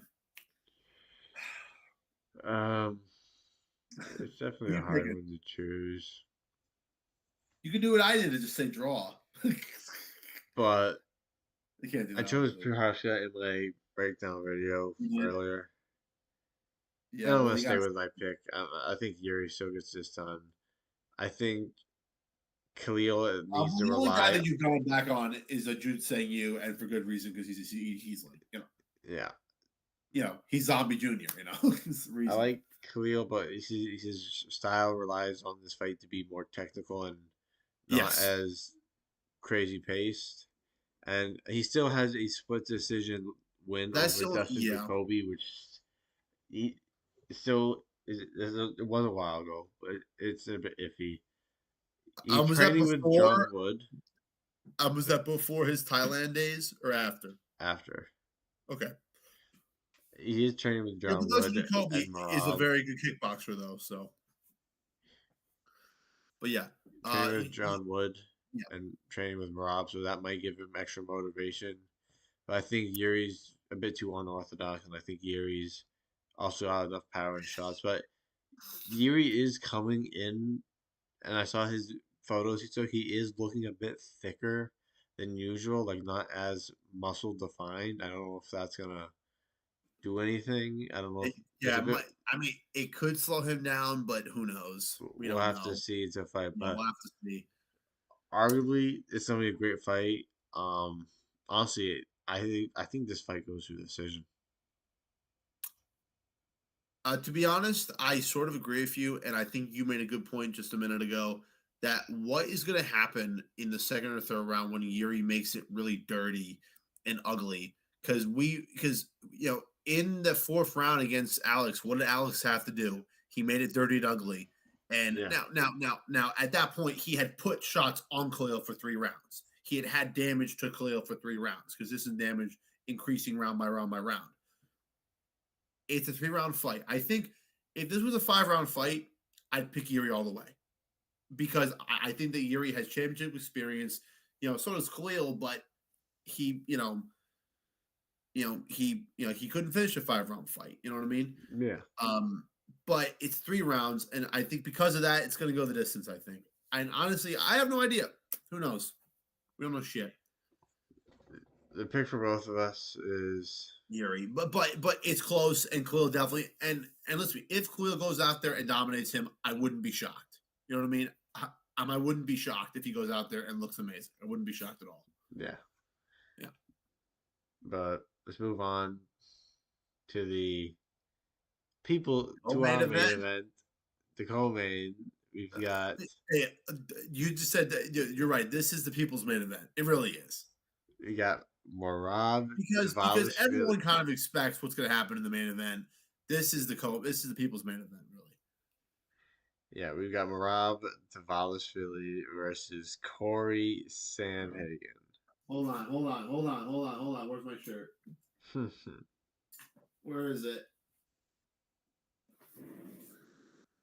Marab! You better be putting a Corey shirt up right now. I gotta wash it. Because you wear it too much. Yeah, I've been manifesting his window. Manifesting. Oh, you're manifesting him surviving into the fifth. Good for you. Hey, if he does that, I'm okay. Okay, let's talk about it because we're talking about it right now, cocksucker. This is, I'll say this one thing. I've been saying it to you for months, right? If Corey Sandhagen can find a way to defeat Merab Dvalishvili, I will stand up, shake your hand, and go, dude, that guy's fucking great. He just beat and bro, you just made a video about Merab being close to. I'll say this: if if my man Merab goes in there and it's a close couple first round, but rounds 3 and 4, because I don't want to be a dick when I say this, but Corey looked gassed in round 4 and 5 against Umar. He looked gassed. But you also have to pay attention to the fact that Corey was his game plan was to move around the octagon the whole time. He was moving around the octagon, and that was not That's true. helpful because he thought that was the effective game plan. And he's switched that style. You saw in the figgy, he's not Mhm. as mobile. He's more stationary. And Okay, so that's a key point. If he's more stationary, do you think all right? So yes, you think he's going to be similar to the figgy fight in this fight, right? here's what I think he's gonna do. He's Okay, go training ahead. with this fucking Trevor goddamn Whitman. All right, he's training Who's with a great Trevor, coach? Awesome great coach. coach, and Who? If Rob wins, will be smiling with Corey. If the Corey's defeated, he's going to be smiling. So and up until this point, every fighter, let's be honest, has been I can't get taken down by Rob. I can't get taken down by Rob. That's yeah. been their game plan. And when they get taken down by Rob, because you can't stop Rob's takedowns, they're like, fuck, fuck. That's not Corey. Corey's gonna fight Rob, and he's gonna worry about the takedowns when the takedowns happen.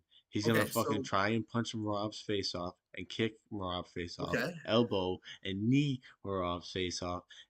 And when he gets the takedowns going, then he's like, okay, now I'm gonna worry about these takedowns because let's be honest, Rob Well, he is the biggest dog in the Be careful what you UFC say next, cocksucker. Be careful what you say next.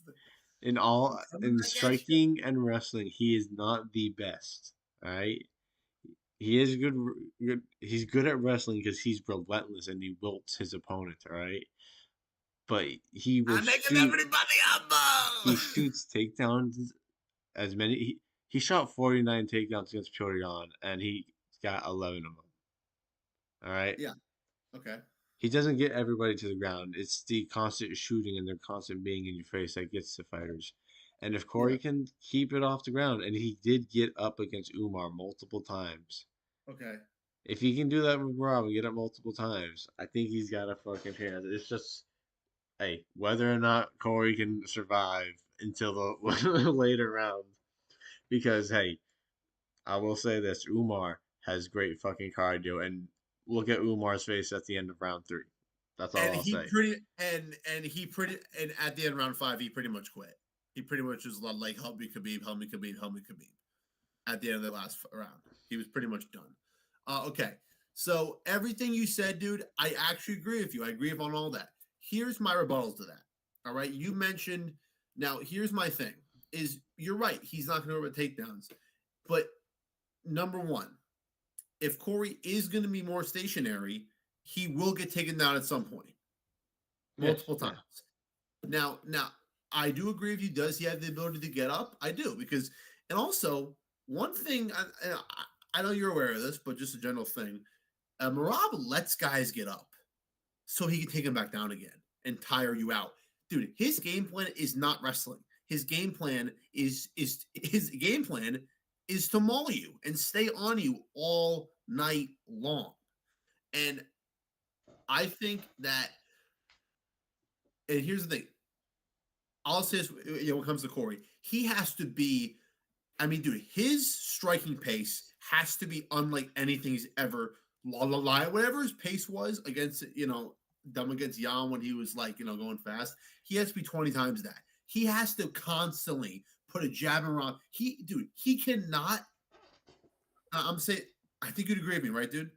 He's got to be That like, 110%. no. I'm saying this. I think you'd agree that if he takes a 5-10 second break to catch his breath in the second round, who's going to be on his side in the clinch? Marab. So Rob's going to be on his ass immediately. Yeah, you're right. What? because all I'm saying is yes, he moved against Umar, and I get that, but and yeah, moving takes toll. But dude, listen to me. As a boxer, I know when you're constantly throwing even 30% all the time, eventually you're throwing so much, and especially kicks and other stuff. Eventually, he's gonna. Because I think Corey's strategy is to not be around by the 4th round. He wants to be, a champion after round 2 or 3. He wants to finish Marab, and I agree that's the only way he's going to get it done. Yes. The only way he's going to get it done is he has to finish him. He has to finish him because if he keeps that, I think you'd agree, right? If he has the pace like we expect him to have, he is going to be so active that he has to get Marab out of there in round 3. Because after round 3, dude, as I've told this to you, if he hurts Marab and Marab is still there at the start of round 4, it's over. I'm sorry, dude. It's over. Yeah. At the end of round 3 or 4, if Marab is still there and he's jumping up and down, Ray Longo's going, look at him, Marab, look at him. If that's happening, Corey's going to be like, oh, what the fuck? What the fuck? Hey, like everybody, it doesn't matter because Trevor like Whitman. everybody has, every other opponent he's had has been like, what the fuck is up with this guy? You can't, dude. I'll respect the core. I'll say one more thing: you can't stop the machine. Well, regardless, win or lose, at the end of this fight, Marab's face will be cut up because there's going to be knees and elbows. Yeah, no, you down 1,000%. Rob is going to be. Corey will land that flying knee on Marab's chin within 4 rounds, and Marab is going to drop. It's just whether or not if Marab can get back. If Marab gets back up, he's going to shoot back up, and I'm going to hit you in the arm and go, "What did I fucking tell you?" No, and then you're going to look at me, and you're going to be like, oh, fuck. No, here's what's gonna happen. He's gonna fall. He's gonna get back up, and I'm just gonna immediately look at you, shake your hand, and just go sit on out on the porch and start crying. I'm not gonna finish the fight. I'm just like, No, because I picture you going, oh, the knee, and then and I'm gonna be like, look at you like, yeah, and okay, look it up, and you're like, all right, good fight. I'm leaving. Fuck this. yeah, dude, here's the thing. No matter who wins, afterwards, both guys are gonna hug each other, and they're gonna become best friends. Let's be honest. After this fight, they're gonna become like best friends. You know what I mean? Yeah, Yeah, because and dude, I love how Marab says, I'm not fighting Umar again. I love that. I love how he's like, what has he done? I love how he's just shitting on Umar right now. And dude, yeah. I just like it's great because Umar got his ass beat, and he still didn't get humbled. Apparently, Umar's still not well, humble. well, and guess what? Bro, just think about this. How embarrassing for Khabib to have your cousin be talking all this smack and then to lose to Marab and then lose to Mario fucking Batista. I mean, dude, Hey, we'll see. that would be yes, yeah, we'll see. But I think Mario is going to surprise everybody and win. I don't like him, but I'm rooting for him because and here's why. If Umar was respectful to Marab, I as a Marab fan, I accept his apology. He keeps doing this. Shut your mouth, Umar. This guy's this and you mentioned it in the breakdown video, and I'll completely agree with this. If he does defeat Corey, there is no question. No question. He's the bantamweight go. Yeah, No question. because No Corey question. is at this point the only other person in the division Rob really hasn't fought in the top five, Yeah. and Corey has one of the most tenured guys in the bantamweight division at this point. I mean, this is Rob's fourth title fight, and I think that ties Dominic Cruz, right? He had 4 or 5, right? Yeah, Bantamweight title fights. yeah, Uh, I uh, think. um, um, I think he had 5. So he either ties it or he's one away. I mean, he probably already is the bantamweight GOAT, but if he gets past Corey, he is, no doubt. Yeah, no doubt. All right. But that's it. I'm so pumped. But I just hope Corey puts up a good competitive fight. yeah. Here's the thing, dude. I don't think that Marab's just gonna grab a hold of him in round 1 and Corey just gives up. That's not Corey's mindset. He's never done that. He's always fought back hard. Here's the only thing I'm saying, dude, is just at the end of round 4 and 5, or at the end of round 3 and 4, is Corey at some point go, what the fuck am I doing here? Now, of course, the first 3 rounds, but dude, think about it. You have someone in Marab that, dude, he's been in situations. You mentioned the Marlon fight, right? He's been in situations where he's been hurt, and he's been stunned, and he's been in the situation, and so is Corey. But every time Rob's gotten with a smile and just kept fighting. And I'm not saying Corey can't do that either, but dude, it's just the pace. It's the pace and the cardio. I just don't know if Corey can keep it up. If he can, dude, massive credit to him, dude. But I just don't know. I don't know. Well, you're picking Rob. I'm staying with No, my no, boy Corey. I do want to say one more thing about Corey. You were completely right in your breakdown video. It's a crime. It's a crime because his first title shot should have been in Miami 299. That should have been his title shot. So in a certain way, you could say that Corey is getting scammed here. Complete scam in his I career. am He had forever his a first title fight against Sean O'Malley, and considering how at moment Cheeto did okay, I think that Corey could have won that fight and become. And think about it, it would have worked out better if Corey was already champion when Marab beat him. So then Corey already has a championship, belt. But yeah. instead, there we are. I am forever a hater of Sean O'Malley, and I am manifesting a fight with Song Yudong, and I hope Song Yudong fucking puts him out. I think Song mauls him easily. Yeah. I hope so. All right, main event time. Former light heavyweight champion Alex Pereira is looking to reclaim his title. He lost to Magomed Big Ank Ankalaev. This is a rematch of their fight from UFC 313. And all indications look that Pereira will lose the second fight to Ankalaev in this. Unfortunately. To be honest, dude, I got one thing quick to say. I've told you for a couple months. I honestly, I hate to say this, I don't really care. And the reason why I don't care is that first fight was such an underwhelming performance from honestly both guys.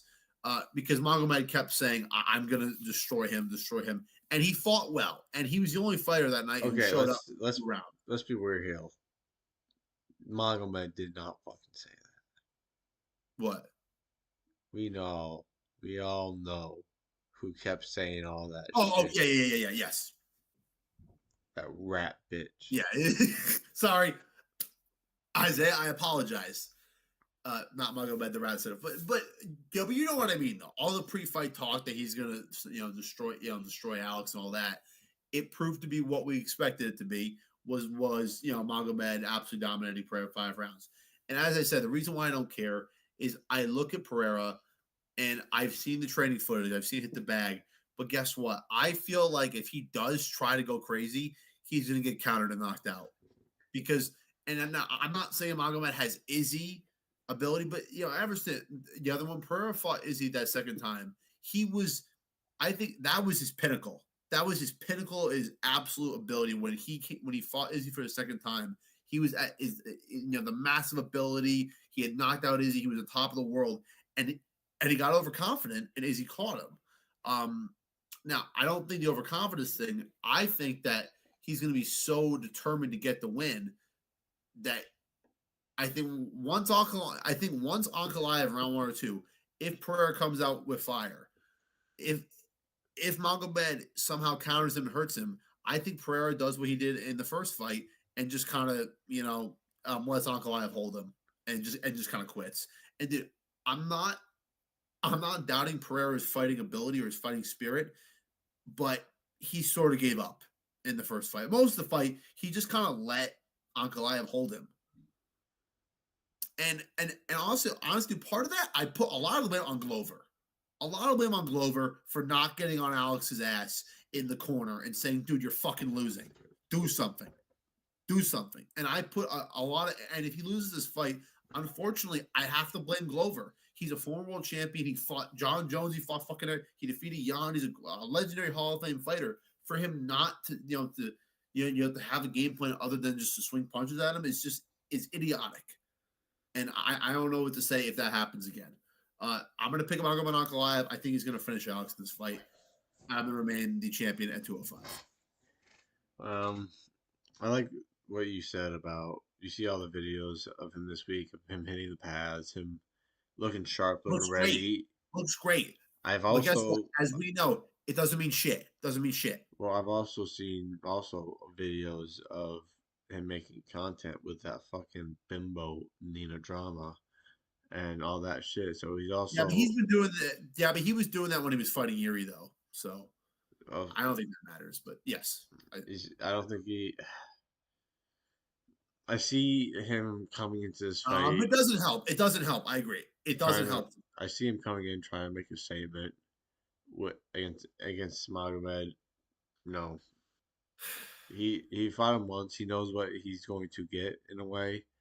So he knows what to expect. So he's gonna come in and look for a finish. Come in, I think, over aggressive. And honestly, Yeah, I think exactly. while I don't like Magomed Ankalaev, I think he's got some record in boxing or Golden Gloves or some type of shit like that. He is a very underrated striker. He's a good counter striker, and I think if Alex Pereira comes in this fight over aggressive, Magomed's gonna hit him with a counter shot, and we saw in the first fight, Magomed was the only man closer to finishing the fight, and if he lands that shot again on Alex, Magomed's gonna jump on him and finish the fight. So the pick is going to be Magomed Ankalaev. Unfortunately, I love Alex Pereira, but Magomed's like 33 years old. Pereira's 38 years old.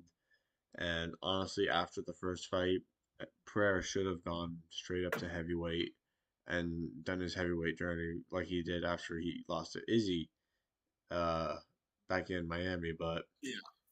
There is a path I can see Magomed coming in over aggressive because he has been saying, "Oh, I'm gonna knock but him out. I'm I gonna knock mean, him out." But he's a Dagestani. They're too sound. They don't take risks like that. well. Here's the thing. Even if he takes a risk, though, like he's fought a lot of murderous punchers, and none of them have put a dent in him at all. And most of them haven't been able to hit him. But when they have hit him, what have they done? Not much. I mean, Cute Laba, yeah, he only lasted 2 rounds and 2 fights against him. But Cute Laba, was landing punches, and he's not a power guy, but he threw everything he had, and Ankalaev was nothing. The Johnny Walker hit him with that really good first shot in the first fight, nothing. And I just don't. I think that Pereira could wobble him, but guess what? If he wobbles him, what's Pereira going to do? He's going to stand like a kickboxer and jab, which is the wrong thing to do. I You need to think get in the clinch and hit the body, which is what Dustin Poirier would do. What he did to Islam, what was his success in that fight up until his defeat. But he won't do that. He'll be a kickboxer. He'll jab or throw that kick, and Ankalaev will recover, grab a hold, and then land shots inside. And I just don't see a way Alex wins this fight, based on their first fight and based on what I've seen from Ankalaev. I But who knows? What the fuck do we know? how many changes can Alex make in 6 months? And we've Yeah, also pretty much seen none. Yeah, pretty much none. Alex's striking defense isn't the best. He does get hit, and Magomed can fucking And the crack one thing that dudes. Khalil exposed is that as soon as Alex throws his super long jab and goes for his right, every time he's not, when he gets to long range and he hasn't lunged, but he sort of kind of, you've seen where he throws it and he sort of lifts his back foot off the ground as he throws Yeah, his big cross. Every time he does that, I mean, the amount of times that Khalil kind of circled, encounter with a hook or something was so many. And Ankalaev, he wasn't doing it with a hook, but instead of the hook, he was kind of, getting in the clinches, or instead of throwing, he was feigning. But Alex was, and one thing Alex does, he bites on every fucking feint. He bites every feint Izzy threw in 2 fights. He bit on every single one. It didn't matter in the fifth because he just swung at Izzy and won. And let's be honest, in that fight, he was getting dominated. It was 4-0 as he was coasting and outboxing him, striking him beautifully, and Pereira just was able to catch him. yeah. No, And I completely agree. I'm not discounting that win; it was a great win. But what we've seen from Pereira, I'm not saying that his loss to Ankalaev has destroyed his legacy, but I think it's made clear that in terms of who he's fought in at his career outside of Izzy, those guys don't have the overall skill set of Ankalaev. That's all I'm saying. I do agree with what Kyle just said. He said Pereira would need to get into the clinch and threaten those knees more like Yes, Duker did to Bo Nickel. exactly. That's what he should do. But But he's is he not gonna? going to Yeah, because is he's a he gonna be able kickboxer. to? Yeah, he's a kickboxer. He's a kickboxer, and because he has 2 combinations, right? He has jab, cross, you know, he has jab, cross, left hook, right? Jab, cross, left hook, and there's other combination. His right hand hook, Dom leg kick or body kick. That's just those are his 2 main combos, and Well, Ankalaev uh, destroyed both in the first fight. So I don't see Uncle him I winning is that. also a southpaw, and Alex struggles against that. And being a southpaw disables Alex's best weapon, which is the calf kick. It also disables his second best weapon in his left hook, Yeah, and by the way, he threw it 20 times in first fight. He didn't land it once, not once. he He, only he, landed like he 12 head strikes in the I saw a total stat a couple fight. weeks ago. He landed 17 head strikes. 13 of them were jabs. 4 of them were right hands. No left hooks. And And the problem is, the way that Ankalaev fights, dude, it's so hard to hit a left hook on him because dude, when he's fighting in his stance, bro, guess where his arm is? Guess where his arm is? right by Here. his chin. Where's the left hook gonna go? Where does it go, Isaiah? There's nothing. You can't get it through.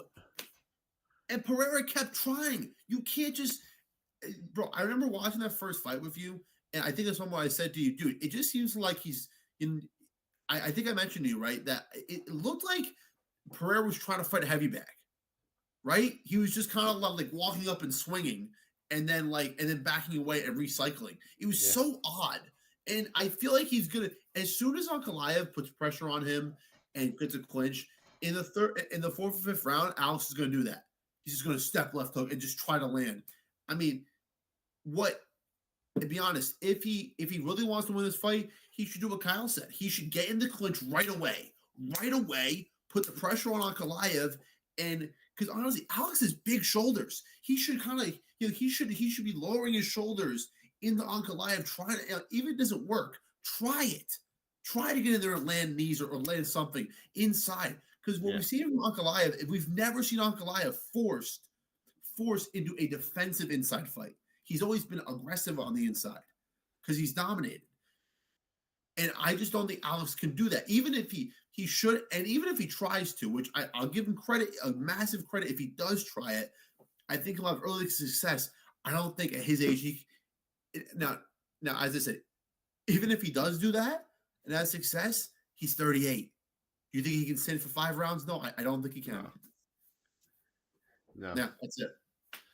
Now, unfortunately, the pick's got to be modified. He has a puncher's chance, and we might be shocked in round 4 and as Magomed's on the ground unconscious. Who knows? We don't know shit. Imagine Pereira submits him. Yeah, probably. That'd be shocking. Oh, yeah, totally. Totally shocking. I mean, yeah, that's pretty much it. We're both picking Big Ank, right? We're both picking Ankalaev. Yeah, I mean, I love Alex, but Brazilians are you gonna wear the Alex shirt or are you gonna wear the Corey shirt? The Corey. Alex has no chance. He doesn't win anyways. I gave you the prophecy. What? Here we go. For Jack Del Monolena to beat Islam Makhachev at MSG, Alex Pereira must lose. Oh, yeah.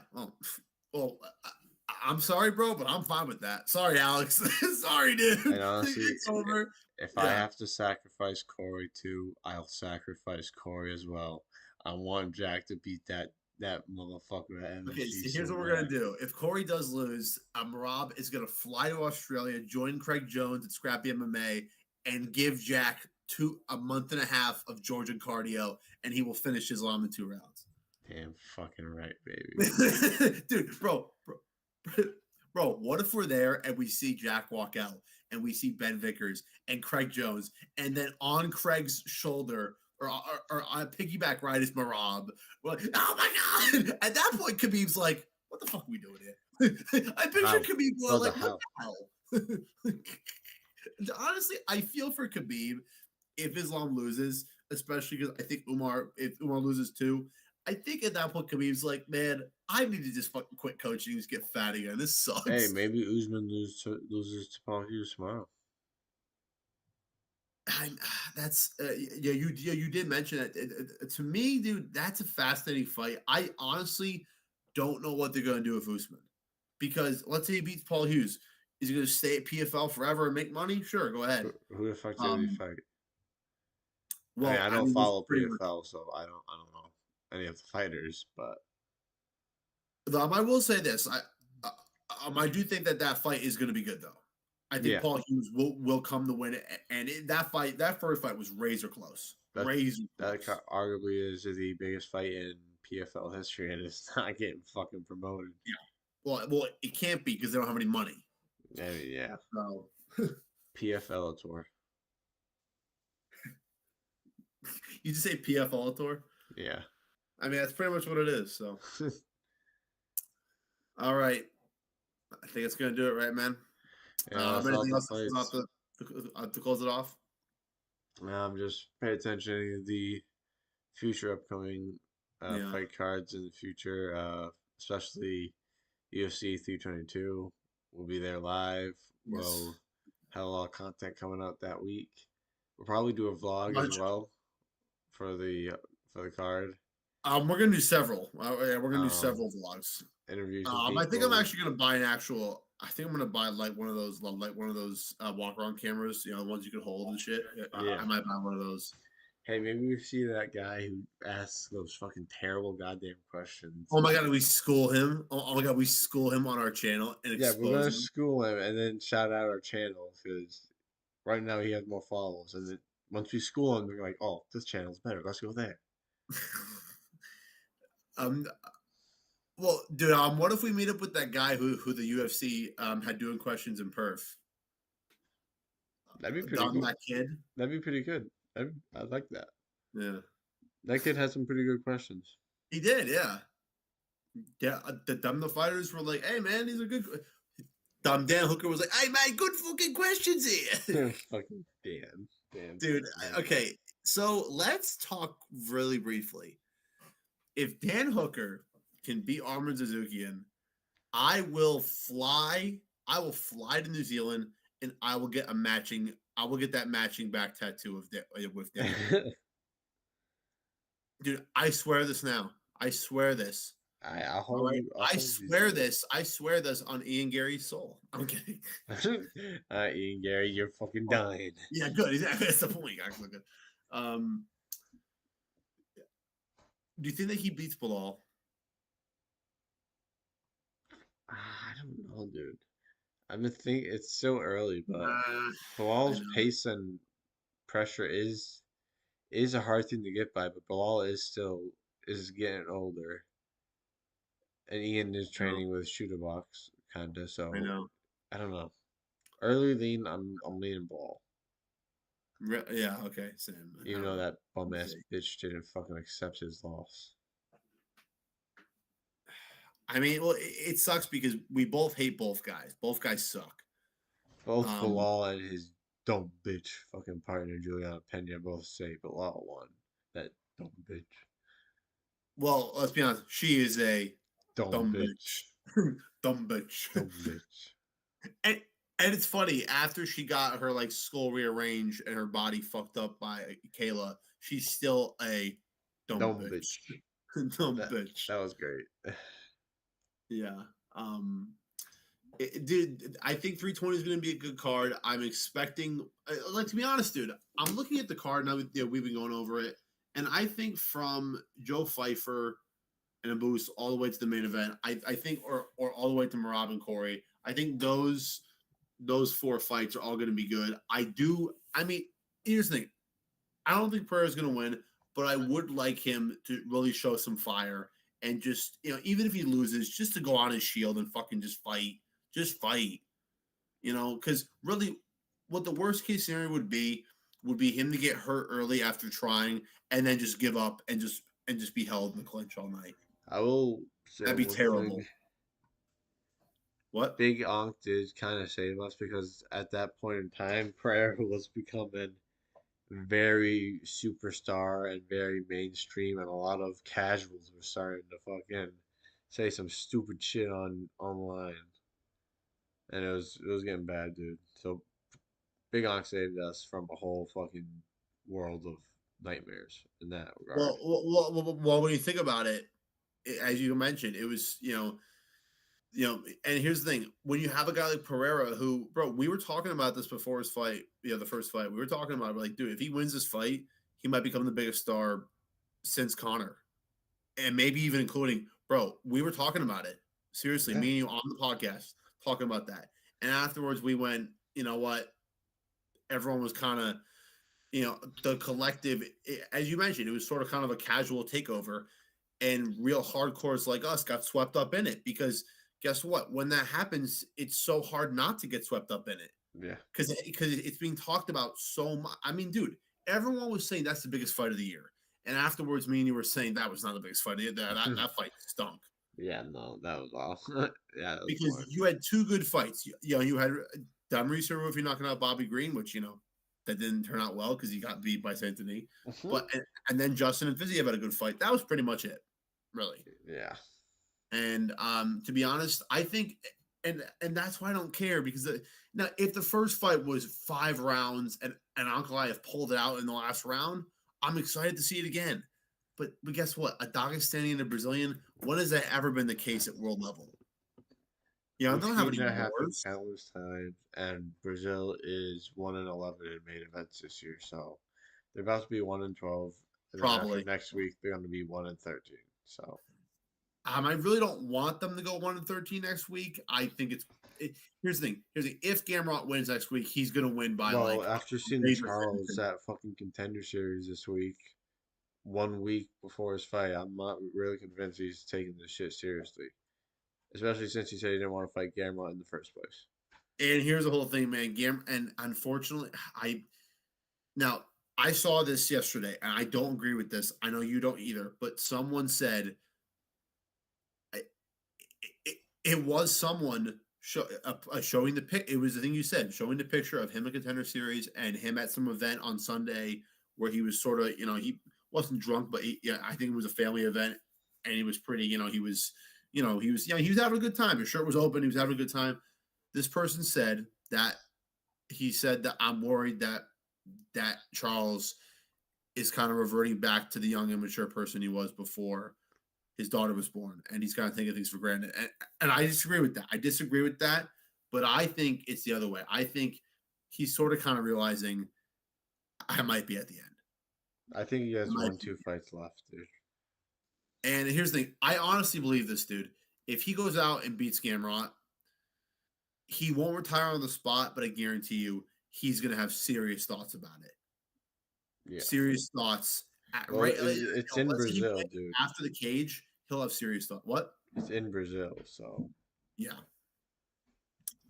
And it would be now. Here's the thing: if he was fighting someone now, like let's just say Islam wasn't champion, or he was fighting someone who had, or he was fighting. Like here's the thing: personally, here's what I see as the roadmap for Oliver. Best case scenario: he beats Gamrot, he fights Max and retires. That's I mean that's the roadmap. He fights Max. He tries to get that fight back. Win, lose, or draw. He goes out fighting a legend. That's the only way I see it, really, to be honest with you, dude. That's what you should do, but who knows? All right, dude. Let's call it. Honestly, dude. Last thing I'll say. Go ahead. With Armin fighting Dan Hooker, that just leaves Patty and Justin. So they're probably going to run Justin 100% next. Early 2026. Which probably means Patty's fighting Max Holloway for the BMF title. Oh, what? Do not be surprised if they make that fight. Fucking dumb. I like Patty, but he's not a B. Just because he's a scouser doesn't mean he's a BMF. We'll see. That's not confirmed. That's just a theory. Okay, but dude, if that happens though, what if like at the end of the fight, like, he doesn't get dropped like like Justin, but let's say he gets rocked bad and then loses on the cards like 3-2, and then everyone's going like, Patty's a hype job, hype job, hype job, and then because I'll be saying that, not really. I won't. Oh yeah, you'll be saying that. You will. A little bit, a little bit. All I'm gonna say is, I told you so. I told you so years ago. I told you when he fought Luigi Vendramini. That's right. You did. You were fucking saying. I remember that fight. I'm like Vendramini in 3. I was so fucking because. The reason why I didn't like him at the start, I do like him now, was at the start. I heard Bisping just going like, just like he's so talented. Like I'm just like, Michael, you can't see. How do you know he's good? You have one eye and it's blurry. That's why I love him and hate him on broadcast.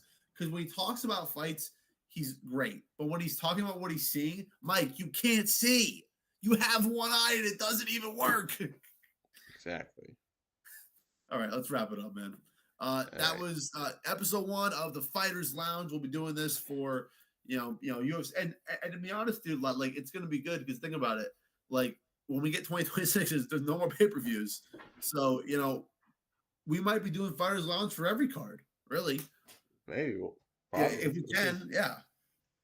You know what I mean? Maybe, maybe we make it a Thursday thing. That might be a good idea. Okay. Yeah. All right, guys, that's gonna do it. Thank you for coming to the Fighters Lounge, coming to the lounge and chilling with us here. Shout out to you, Kyle. We fucking love you, bro. Thanks for chilling with us. I couldn't keep up of the live chat because my phone died, but Dom, I hope Kyle's been saying some good shit in the chat. I'm sure he has been. All right, boys. Isaiah, let's head for the door of the lounge. Let's head for the door. All right. I'm gonna go dumb. That's gonna be dumb. That's gonna be my call sign for wrapping up. Is when I say head to the door. That means we're wrapping up. So let's head to the Yeah. door, bro. My name is Jake. I'm Isaiah, and pay attention. Saturday, Yes, 6 p.m. my Uh, companion. Fight companion. Me and him will be here. Pay attention, and it'll be a great fucking time. It'll be a I'm great expecting fucking to see time. you there, Kyle. We expect to see you there. I'm gonna text Jason too, and he won't probably like watch the whole thing with us, but he might pop on for Yeah. the main event stuff if he's still awake.